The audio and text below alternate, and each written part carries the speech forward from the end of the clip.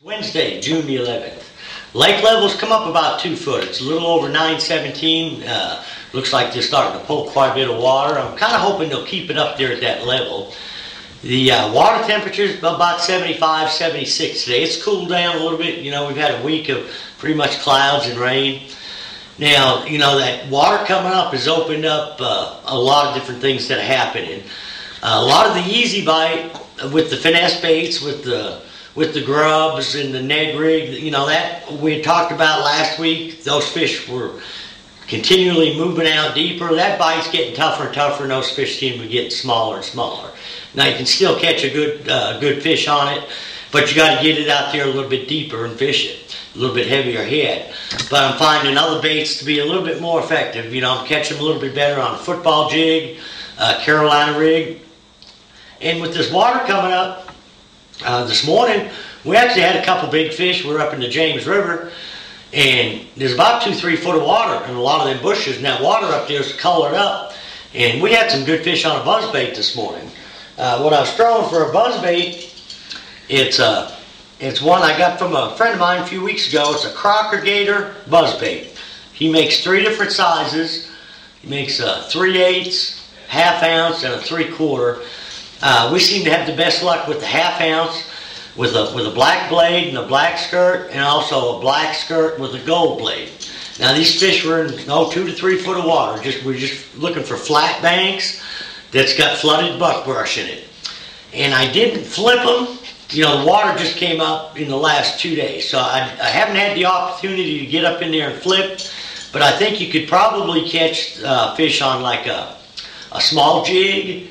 You could throw a beaver type bait, a creature bait, a rage craw, you know, any kind of Texas rig creature bait, plastic bait, or even a jig, and work it through that same stuff, especially when the buzzbait bite kind of dies down.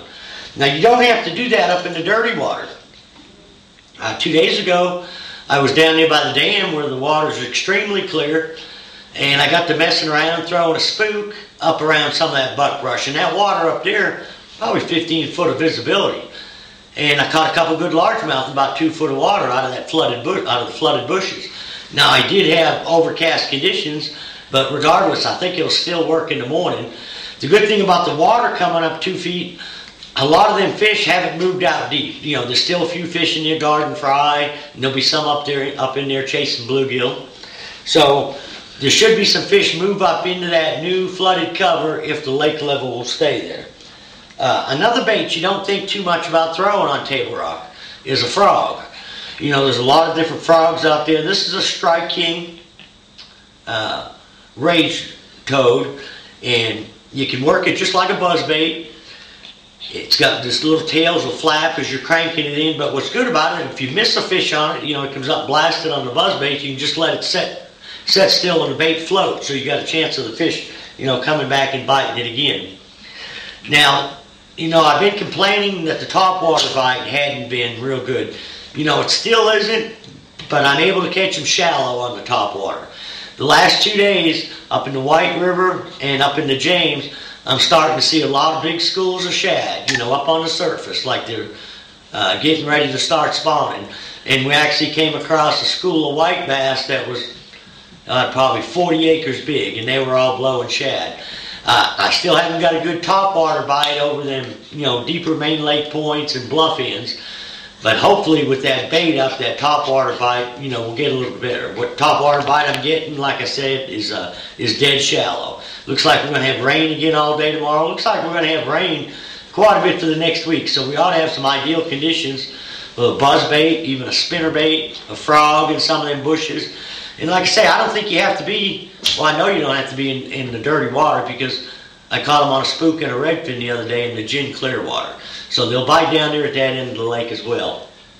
Now a lot of the fish that I've been catching on a jig and a Carolina rig, I've been throwing either a ½ ounce or a 5/8 football jig. And I'm using like a lot of watermelon candies, green pumpkins, some green pumpkin with orange, because the crawdad's got a lot of orange in them. And, you know, normally I used to always use a Zoom Ultra Vibe Speed Craw for trailer, 99% of the time. Well, I got to throwing these Strike King raised craws and baby craws, I'm having real good luck with them. They're scented. They got a lot better action, so if I'm swimming the bait on the bottom. Now there's two different trailers I'll usually use. That's a baby raised craw. I want a smaller style bait. But if I'm up in the river or I'm around largemouth fishing deeper brush piles, I'm going to throw the bigger raised craw. Now, with brush piles, a lot of my fish are coming out of the conservation brush piles on the jig and a crankbait. And the brush piles I'm trying to key on is anywhere from 18 to 25 foot deep. They're the ones that the conservation department has set.